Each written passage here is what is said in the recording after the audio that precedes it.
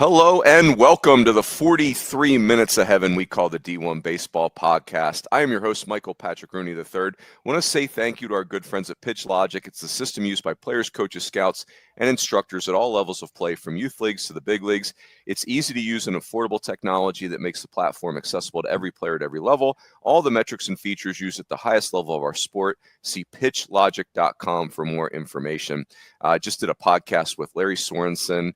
10-year big leaguer, most underrated 10-year big league career I'm aware of, and the great Andrew Checketts of UC Santa Barbara. But that's not today's podcast, because today I am joined by the owner-operator of the Fitt-tastic Fitt Dogs, Aaron J. Fitt, and D1Baseball's director of credibility, the great David J. Seifert. Gentlemen, happy holidays.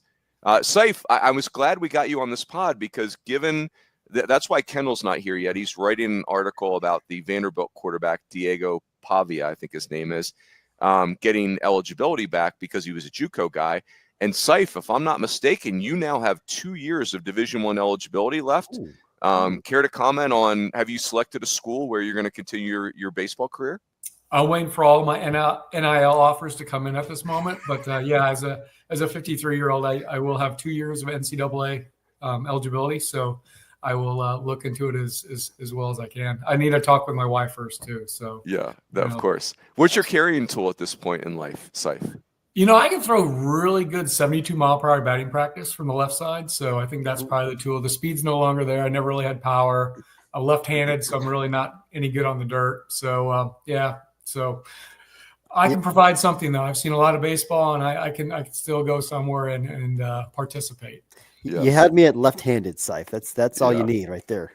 Hey, you're talking to a one-time former center fielder, left-handed pitcher. I can run a little bit, but no longer. Wow. Yeah, running nowadays is just dangerous. It's just not even. It's not a good idea at all. No, not at all. Yes. So, gentlemen, we're going to do our top 150 prospects. By the way, just to put a bow on that, Kendall may join us in this podcast, but his piece on the Vanderbilt quarterback and this new junior college.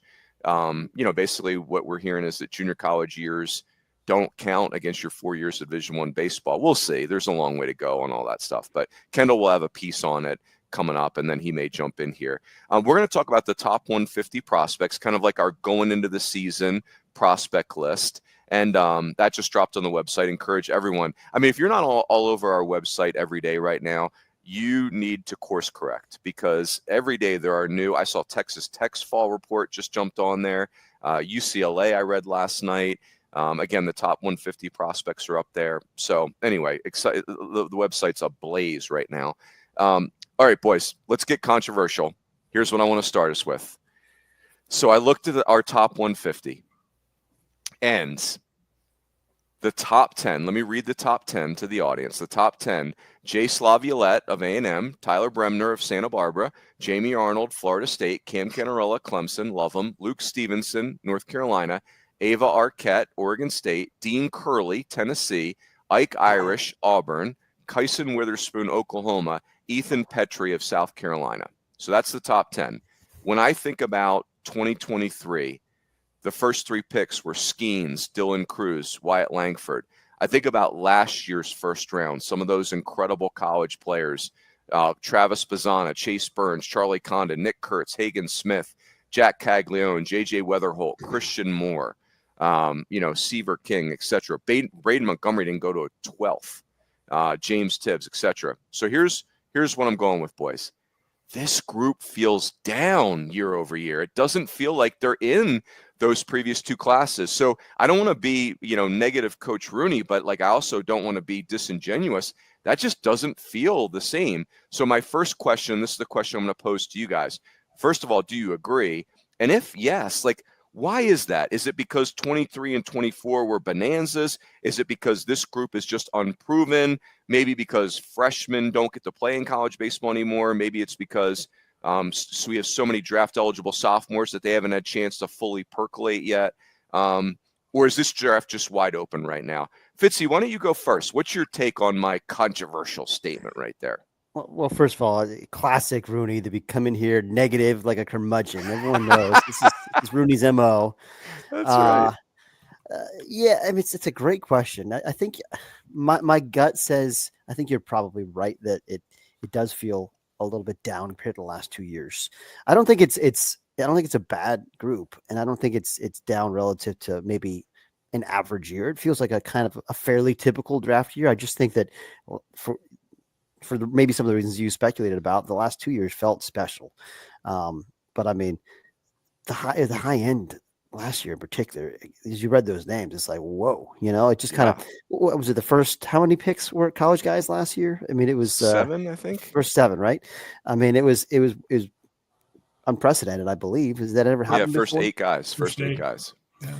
So I mean, obviously, we had a really good class last year, and all those guys. I don't know that it really had anything to do with COVID, because all those guys were just regular old juniors, right? I mean, it's not like there was some kind of a bumper crop because of the pandemic. I just I don't know. I just one of those convergences that happens like 05 or something, where you just have a really special, I think it was 05. I always think of as kind of one of those great bumper crops. You had the Alex Gordon and Ryan Zimmerman and, Troy Tulowitzki, all those guys were in that class. I kind of think this year, 2024 has a chance to go down in that kind of category if some of those guys pan out the way we expect. Seif, what say you?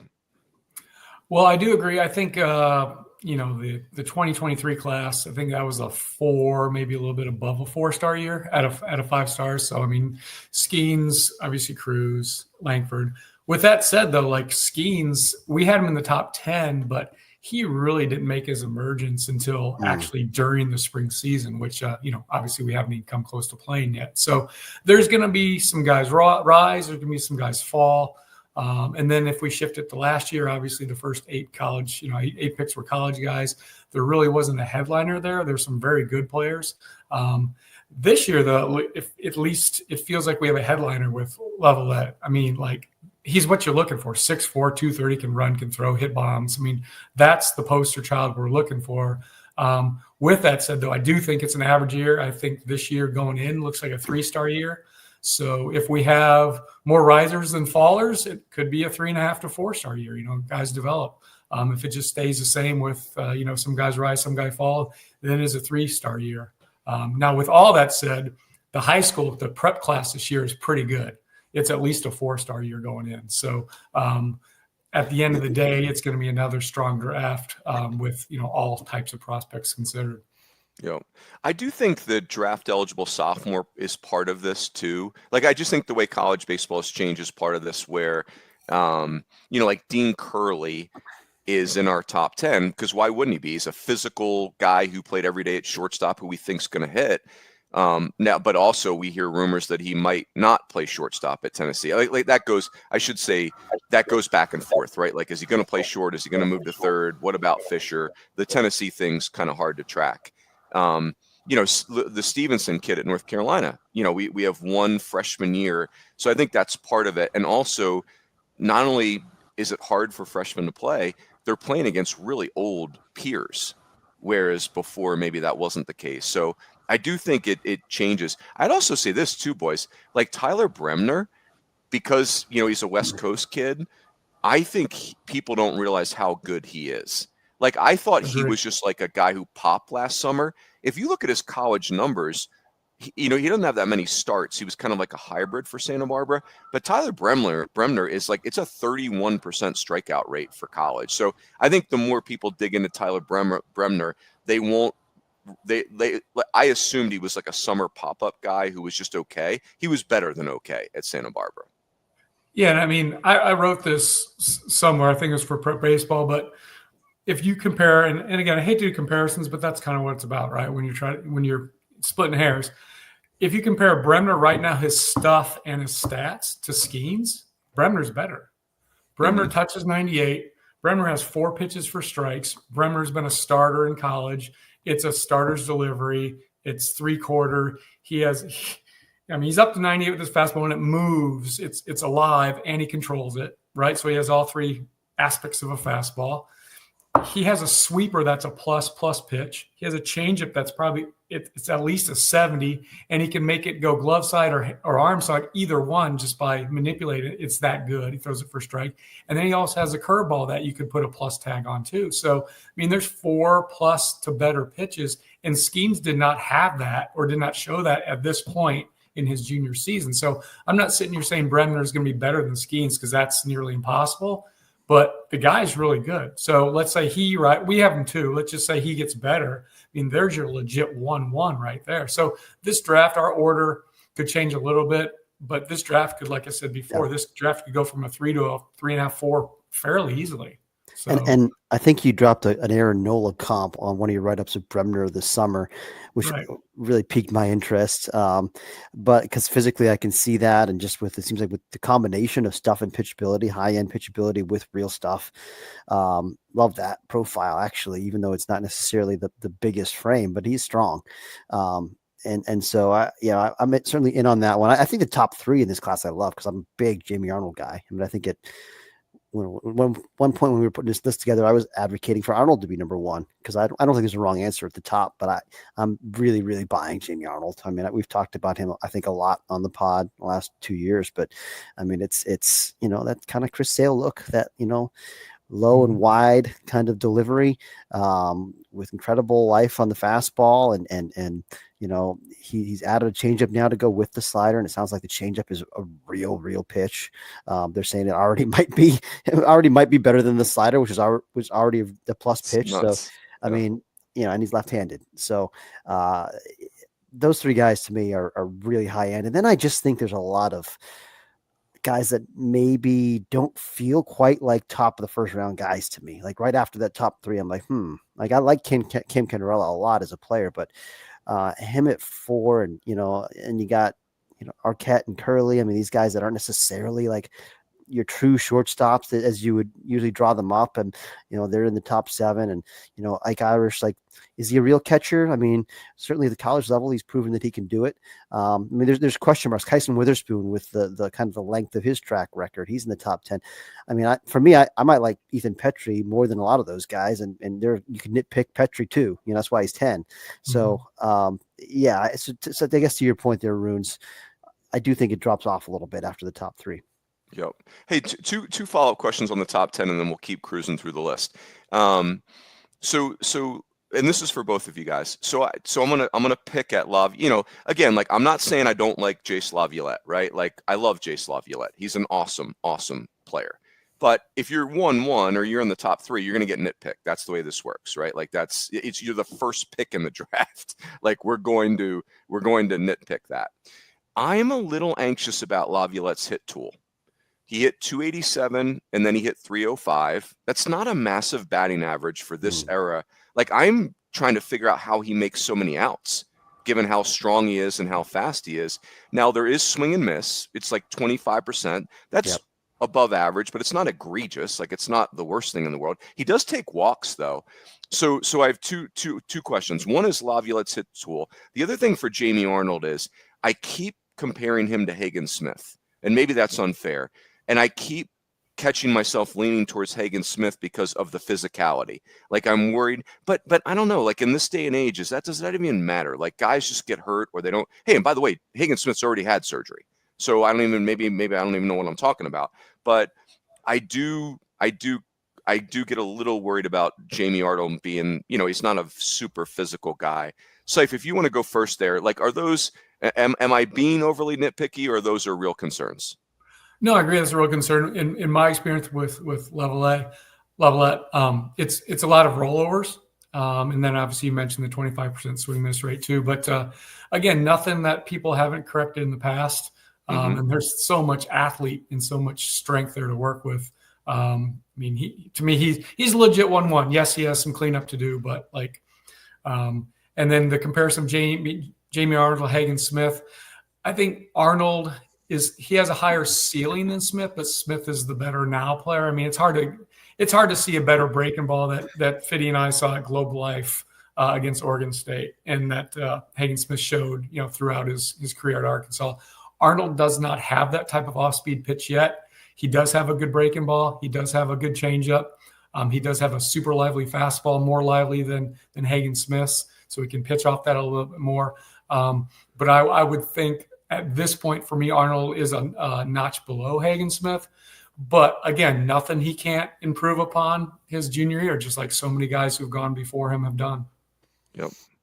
I will say this about, Laviolette and that strikeout rate, that 25% strikeout rate, is a little bit for me of an eyebrow raiser when you compare him to the other guys who go at the very top of the draft. The way that most of those 1-1 type guys control the zone, whether we're talking about Bazzana or Cruz or Langford or, take your pick, JJ Weatherholt. I mean, Nick Kurtz, all those guys, you don't see that kind of strikeout rate for most of those guys. Even the guys that, have high walk totals and high strikeouts, that, you can live with that certainly in today's game. But most of the time at the college level, you'll see high walk totals and not quite as high a strikeout rate for the really elite bats. And so for me, that is just something that, I don't know. I mean, for me, it's why he's not a slam dunk 1-1. That's the reason. Yeah. While you're talking, Fitzy, and I'm waiting for the computer to load up, I was going to look up Kaggs' strikeout rate from last year, and it was super low. Yeah. Super low. Oh, that's his pitching strikeout rate. Sorry, I almost. No, I think it was like 8%. It's his strikeout rate. Now his chase rate. The chase rate was the concern. 8%. Yep. Yeah, the chase rate was a lot higher, but the actual strikeout rate was super low. Yep. Love it. All right, boys. So here's my second question for you. Given what we just said, who is someone outside of our top 15 that you think could make a run at like top 5, top 10 picks? So someone currently outside the top 15, and I'll give you one to start, that you think could make a run at top 5, top 10. I'm going to give you Nolan Schubert of Oklahoma State. Sure. He's massive. The power is superhuman. He's left-handed. He really is a corner outfielder, but he kind of is like a poor man's Jace Laviolette right now. Like, he doesn't run like Laviolette. He's stuck in a corner, but it's this massive left-handed hitter that, hits laser bolts. So, if Nolan Schubert goes off this year, I could see him having some helium to the top 5 or 10. Seifert, Fitzy, who's a name for you guys? I've got a few, but I don't want to steal Seif's guy. So if you're ready, you can go first. Man, outside of our top 15, that could sneak into the top 10 or top 5. Let me jump in. I'll give you another second to think.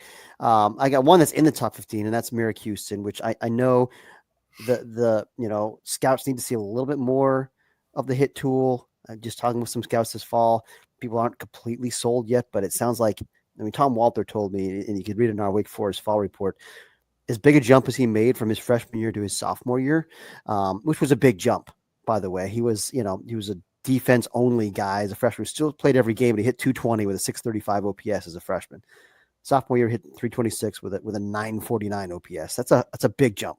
Big jump. Walter said he made that same size jump from his sophomore year to now. So for my money, he's the best shortstop in the country. Defensively, certainly he's a premium guy. Arm is elite.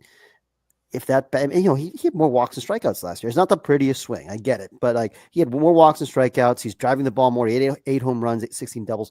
This is a guy that, if he makes another step forward with the bat as the top shortstop in the country, in my opinion, that's a top 5 guy.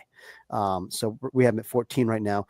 And then I was going to give you, sticking with Wake Forest, Ethan Conrad. We have him at 21. He was the big buzzy guy in the Cape this summer. Everybody loved him. I threw this comp out there without really giving it a ton of thought, but the guy he reminded me of was Colton Cowser, who was I like that. I'm looking for a visual on him. Right? I haven't seen Conrad. That's like that.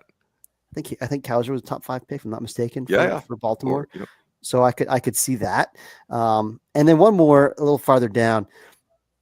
I can't shake the feeling. I don't know about this one. I'm a little less conviction, but Brandon Compton could be this year's James Tibbs type, Shanwell, like a guy that just because he hits and commands his own, and it's not the most athletic guy, but it's just a bat, man. It's just a really, in my opinion, a really safe bat. And when those guys go out and perform, and boy, did he perform last year, they can jump. So I would have him on my radar as well for guys that could really make a move. I saw a bunch of Compton this fall, and he is so physical. Yes. He is. an absolute donkey. And I mean that in the most positive way. It is like, he does swing and miss a little bit like any power hitter would, but man, like when he steps into the box, you could just see the pitcher's tension. It's interesting. Seif, go ahead. Who's someone you think could make that big jump to the top 10? Well, it's hard now after Wake believer Fitty stole all the Demon Deacons here. No, I was going to say it's really, top heavy with hitters. I mean, really the only three pitchers. We got Bremner, Arnold, and then Kyson Witherspoon from Oklahoma. So I'm just going to kind of go the other route here. I'm just going to pick any of these three pitchers I really like. Two of them have been, well, actually all three were out, have been out here in the last year. Chase Shores is back at LSU. I mean, it's a big-time arm, big-time stuff. He's upper 90s. If he's healthy, coming back from his surgery, he could certainly jump into our top 10. Guy I've always liked, and I'm maybe running in a different direction from the crowd, but I love Gabe Davis from Oklahoma State. I know I think he had a dislocated shoulder this fall, so he didn't pitch much. But I think he's a starter. I get he's 6'8", 6'9". I get it. It's hard for those guys to become starters because you have to repeat your delivery. But he does. He always has for me, even last year as a reliever. He repeats his delivery despite his length. I really like him. And, again, he's a 99, 100 mile per hour fastball guy, has a breaking ball, developing changeup. And then the guy who just can't stay healthy but has the best stuff and has the best fastball metrics of all of them, of any college arm, is A.J. Russell from Tennessee. So one of those three right-handers I think will bump up into our top 10 overall. I just don't know who it's going to be, but obviously two of them, Russell and Shores, is going to be greatly dependent on their health. Yeah. Seif, when you said Gabe Davis had a dislocated shoulder, now let me be clear. If, heaven forbid, Gabe Davis fell down the stairs or was in a car accident, but I'm picturing a Texas, Oklahoma kid, it's a rodeo injury, like he was doing off-season rodeo or Well, what I heard is very close to that. So you're very good at this. It was hunting. So yeah, there you go. But I coached college too, and I'm not saying it wasn't hunting, but I'm just saying I coached college for a long time, and hunting sounds good. So who knows? More than a few guys have dislocated their shoulder at 1:30 in the morning on a Friday night. That can happen too. Slipping on the ice. Yes, I'm with you. Slipping on something. But hey, that's good. We'll call it hunting and call it a day. All right, that was good. Boys, let's go. Oh, by the way, I wanted to ask about A.J. Russell because I've not seen him, but I've heard about him, obviously. I think you guys have both seen him. It's like sidearm 100 miles an hour. Is that correct? It's like not submarine. It's not 3/4. It's like in the middle. He has a release point of just over 4 foot 8 inches, 4 foot 7 inches. So it's a rise ball. It's kind of like Jamie Arnold from the right side. Arnold probably has the liveliest fastball from the left side, but A.J. Russell, his fastball is ridiculous, but he also has a good breaking ball. He throws strikes. There's deception. He just hasn't pitched much because he's been on and off the shelf, mostly on the shelf.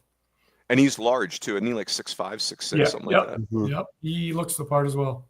Yeah, interesting. Isn't that amazing? Like Tennessee won the national title last year with him going down. And he was the buzziest player on their roster the first couple weekends, I felt like. Yeah, that's a great point. I think the guy right behind him on this list is also very interesting. That's Kade Anderson, LSU, who is 27. Russell's 26.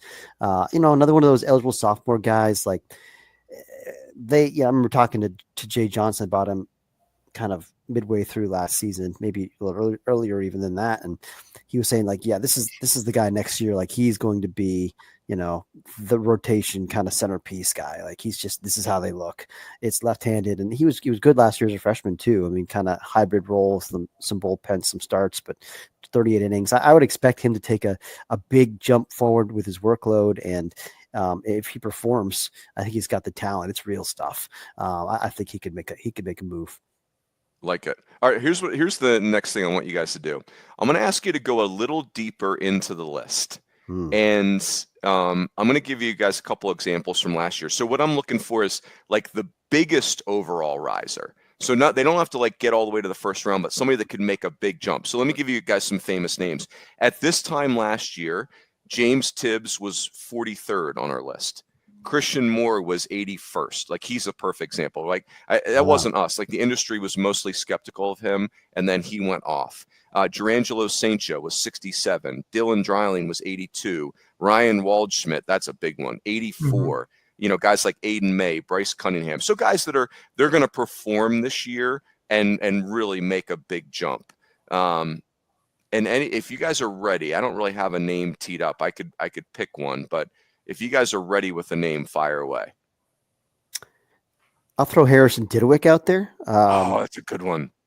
We have him at 49. I think he set or tied the Virginia school record last year for home runs in a season with 23 at a more of a pitcher-friendly park. But, the strikeout rate was a little high, so he did not – I don't think he got drafted as an eligible sophomore. He had a number 2, of course, but he's back this year, continuing to get better.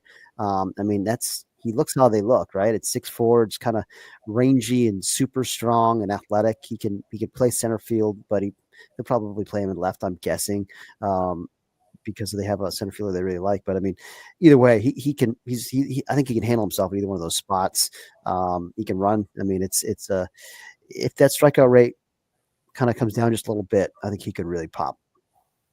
Love it. Seif, a name coming up for you? Yeah, probably. We've always had him.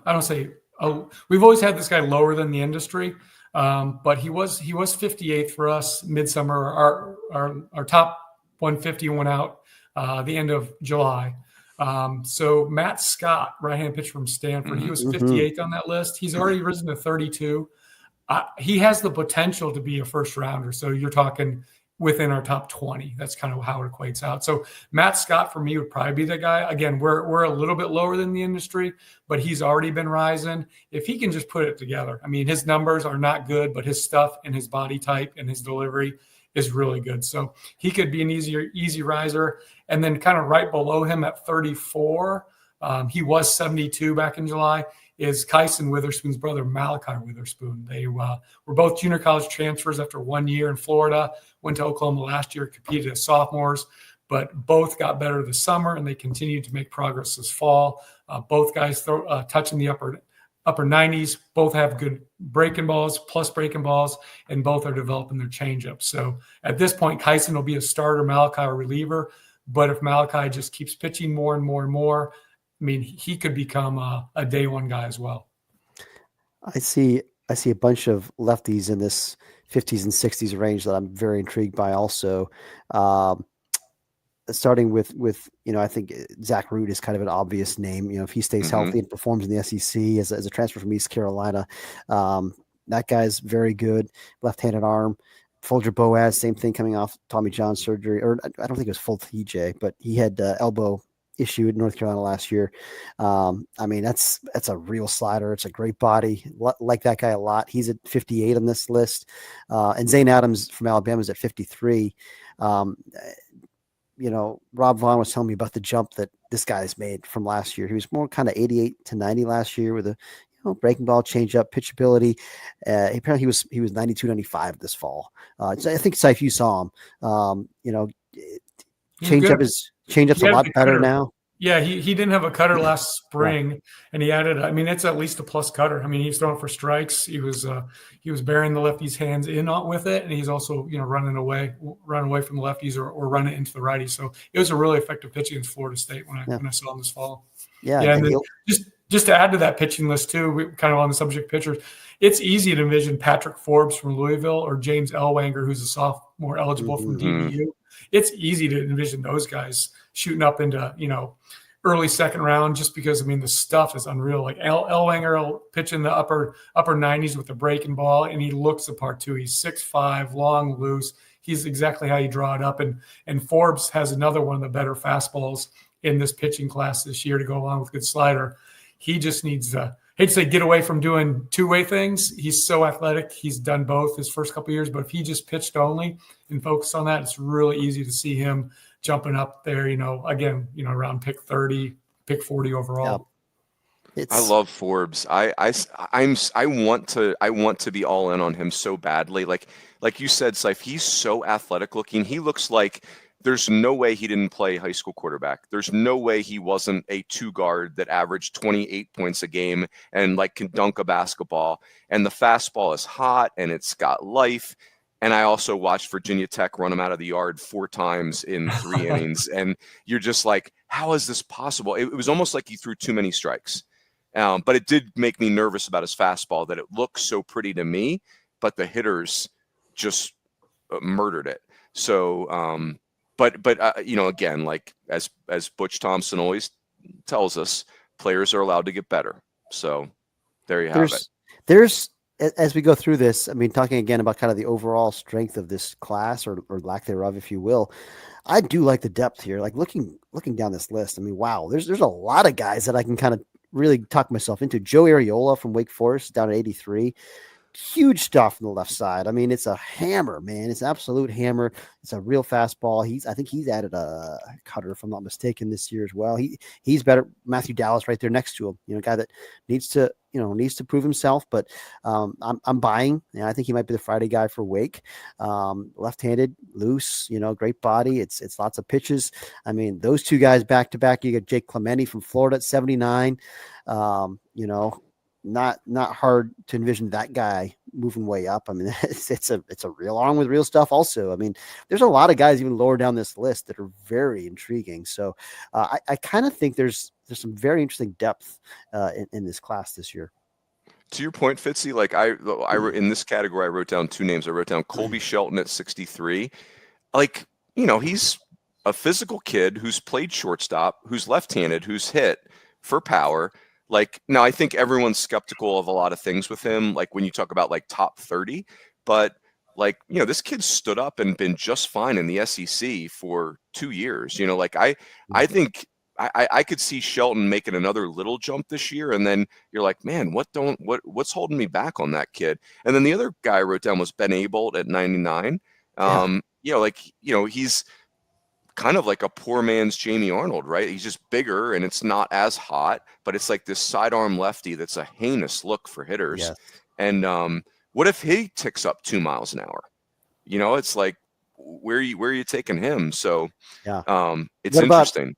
What about, again, I'm sorry to just keep throwing names out here, but I guess that's the point of this podcast.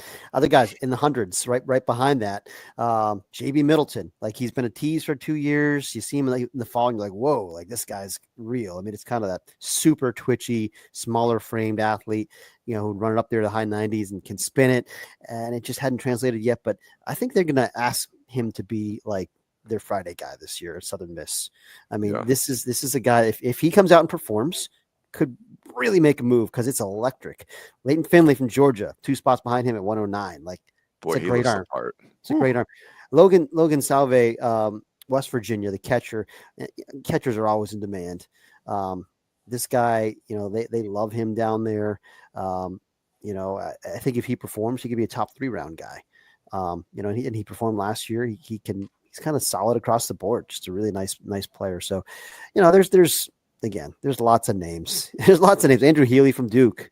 Saw him good once. If he could stay healthy, which has been kind of an issue for him. He's just pitched through some discomfort, but it's long, lean lefty with, live stuff too. So here's a final category for us and we'll wrap it. By the way, while we're guessing people's high school backgrounds, Leighton Finley, here's what I'm guessing on him.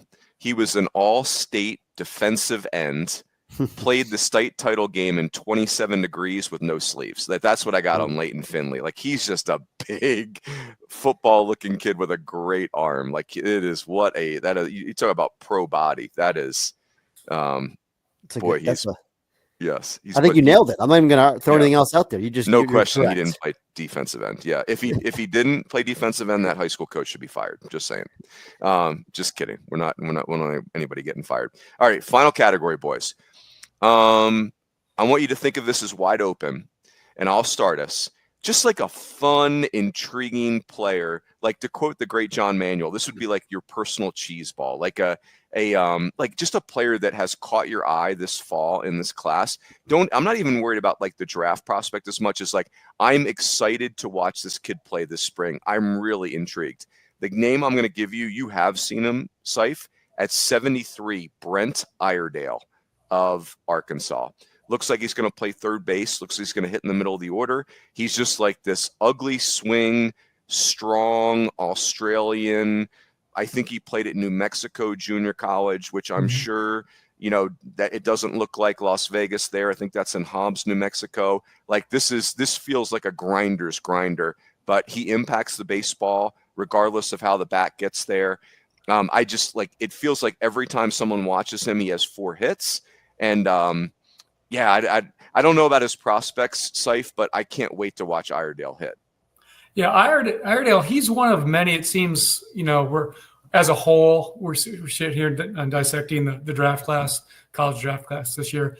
And I'm sitting here, and maybe we just covered it better or saw more or whatever, but there seems to be a lot more guys that are right out of junior college that we have high on our list this year that did really well this fall. Usually we'll have a couple here or there, but we've got a lot. I mean, he wasn't even, and as much as I like Iredale and everything you said about him, you hit on the head. It's not the most fluid stroke. He works under a little bit, has a little stiffness to it, but I'll tell you what, he's strong and there's bat to ball.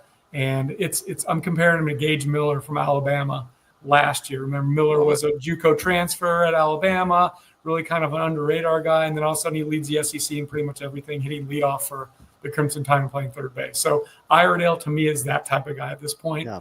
But I mean, there's a couple of good arms like Kade Crossland, left-handed pitcher from Oklahoma, JUCO transfer. Connor Ware, JUCO guy to LSU. Both those guys are bidding to be in that rotation, and those aren't just ordinary rotations. Those are super good rotations that these guys are probably going to end up being a part of on the weekend. And then we haven't mentioned Bryce Fowler, outfielder at Alabama. And then you mentioned Iredale. And the guy who was super intriguing that I saw when Western Kentucky played Tennessee this fall was Ryan Weidman. 6'5", can run like the wind, play center field, and can play center field. He just doesn't play there. Hits bombs, has some bat to ball. I don't know how or why he wasn't a top 5 overall round pick last year because he had great numbers and he had the same tools. He does have a little bit. There's excess movement in his hitting approach setup. It's not how you draw it up, but he puts the bat on the ball and there's power, super athletic. But it just seems like there's a bunch of those types. Virginia has a great one. Chris Arroyo started as a two-way guy at Florida as a freshman. Last year played, I forget what junior college in Florida, Pasco Hernando Junior College. But now Arroyo looks like probably their number 2 or 3 weekend starter, as well as their everyday first baseman. So there's just loads of JUCO guys that are getting that should impact their 4-year college this year. So that's going to be really fun for us to watch too, because we really have a much more limited background on these guys as opposed to, the third-year players. Yep. I love Arroyo. I think this guy could be an All-American as a two-way player this year. I think it's a huge impact on both sides. It's a real bat with power. It's a simple swing. I didn't get to see him pitch, but it sounds like he's got real pitchability from the left side. So love that guy. Seif, I know you know I'm high on Bryce Fowler.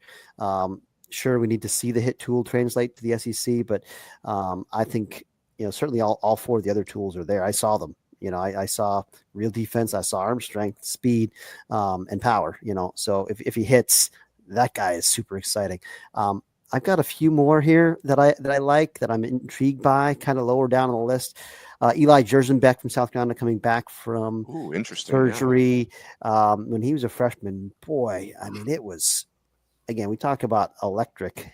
It's super high spin fastball, 2 ridiculous, like 3,000 mile RPM rather breaking balls, incredible field of spin through strikes too. Kind of that, had more of that hyper delivery, but was able to command it before he got hurt. So we'll see what he looks like coming back. He is down there at, where is he on this list? Outside the top 100, 129. Peyton Watts at Troy is a sophomore eligible shortstop. They just love this guy. They can't stop raving about how good of a player he is. Didn't have a great year as a freshman, 672 OPS. Expect a big jump there. They certainly do. I mean, it's a real live athlete who can really play shortstop. He's at 131. Keep an eye on him. And then I'm going to give you, a smaller guy because I'm I'm a fan of the undersized jokers. I was a little bit skeptical about Kane Kepley as a prospect because I just thought he was maybe too small. I mean, he's 5'8", 165 is what he's listed at. And that doesn't seem big enough, right? But I mean, where's he at, Fitzy? He's at 75. He's at North Carolina now. He was at Liberty the last 2 years. Got it. He was really good on the Cape. And his first year, he was their everyday center fielder and stole some bags, 17 bags, but, no real impact with the bat, but got on base a ton, a lot of walks, 39 walks, 22 strikeouts. We like that. And then sophomore year, all of a sudden, he hits 9 home runs, which didn't see coming. And continue to, 53 walks last year to 27 strikeouts. So continues to control his own at an elite level, 25 steals in 27 tries. He's a high level defensive center fielder, with bat to ball, and is driving the ball more than we expected. That part is the part that surprised me is the way he's impacting it. I wonder if, I don't know what the comp is here, but if he can keep on doing that, we have him at 75, which for a 5'8" guy who's not, super physical, that just shows you how good of a player he is. And so I think he's going to be a lot of fun to watch this year. And for those, we have him at 75. That kind of equates to 4th round, 5th round. So, we don't include all the preps and the occasional junior college player picked in there. But I want to wrap up my part, Runes. You led me to Brent Iredale last time. Yes. I was going down a little bit further down the list, and I just wanted to mention this player because I really, really like him. He has improved every time I've seen him. The first time I saw him, he was a senior in high school at the Prep Baseball Super 60, which is every Super Bowl weekend in February each year. So, but this kid's a local guy. He goes to Illinois State shortstop. And albeit he only hit 245 last year, hit like 290 as a freshman, but Shai Robinson, the shortstop at Illinois State, really good player, keeps getting better. 60 arm, average runner. His raw power continues to improve. But I really think he's going to be a guy. I really think we have him at 89th overall right now, so 5th, 6th round. I think at the end of the day, he's probably more of a 4th rounder. I just see him getting better and better and better.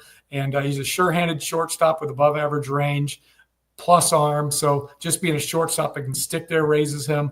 And if he can put together a better season offensively, obviously, than 243, that's a guy who could see some helium too as the season moves on.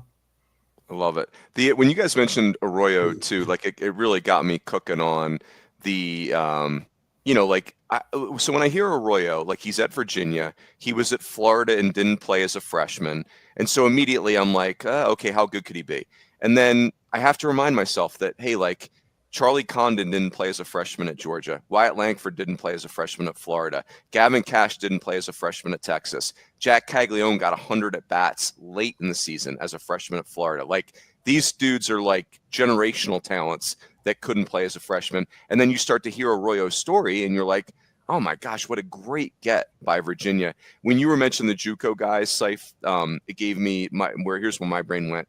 Arizona State has an interesting outfield dilemma. I mean, Compton's on this list very high up. They've got a really intriguing center fielder in Isaiah Jackson, who's 6'4", 220, really good defender. Is he going to hit enough? They've got Kian Vu, who was one of the best hitters in the Pac-12 last year, and this JUCO transfer, Jonathan Hernandez, 4th-year kid. He's like he should be on the all fit watch list, Fitzy. Mm. He's like 5'9", 180. But super dynamic and toolsy, like fast, power. He was a freshman at Irvine 3 years ago, but he was an infielder. It was awkward. Goes to junior college, tears it up. He was Arizona State's best hitter this fall. I feel very confident saying that. He out-hit Compton. He out-hit Vu. And so they've got 4 really good outfielders for 3 spots. That's the fun part of this time of year is like, what's it look like when guys come back after the break? We'll see. Yeah, and to your point, Runes, like where do we have him? Arquette, we have him ranked 6th. He had 45 at-bats as a freshman. True freshman, 45 at-bats. Max Bellew, we have him 15th. He had 20 at-bats as a freshman. So, yeah, guys get better. Like you said, they're the reigning Big 12 Player of the Year, Max Bellew, yes, I believe. So exactly. Yeah, and Jamie Arnold, like I remember, now that was a really tough year for Florida State, but I had a lot of Florida State games that year, and it was like Jamie Arnold – like the weight of the season kind of wore on him. he ended up with a 6.34 ERA. Like couldn't get anybody out really as a freshman. And, like you could see the stuff was great, but it was just like sprayed all over the place. That's the fun of this is these players make massive jumps in college. The difference between being a freshman and a sophomore, it's not just 12 months. It's a massive difference mentally, physically, the whole thing. So very good, boys. This was great. Enjoyed this very much. This was fun. Hey, for the listeners, we have one more podcast planned for the year, and that will be like a kind of Dear Diary podcast. We want to put a wrap, like do some reflections on 2024, which was an incredible year for college baseball in a million different ways. So look for that during the holidays. When we get back from when we get to the new year, look out for Darren Vaught's podcast called Rentaro, which is going to be a narrative podcast, which is a really cool idea as far as, the new Japanese player at Stanford. Is it Rentaro Sasaki? Is that Fitzy? Did I do that right? Yep. So anyway, 6 foot, 290 pounds. It's like is this going to be a new thing? Japanese high school players coming to the United States before the draft or professional baseball? We don't know, but boy, is he intriguing. So anyway, lots more to come. Gentlemen, it was good to see you. Happy holidays. Thank you, to Rooms. you, good buddy. Yes. Listeners, same to you. Happy holidays. Enjoy hopefully some slower times over the next 10 days, 2 weeks. And that's it. We will catch you next time on the D1 Baseball Podcast.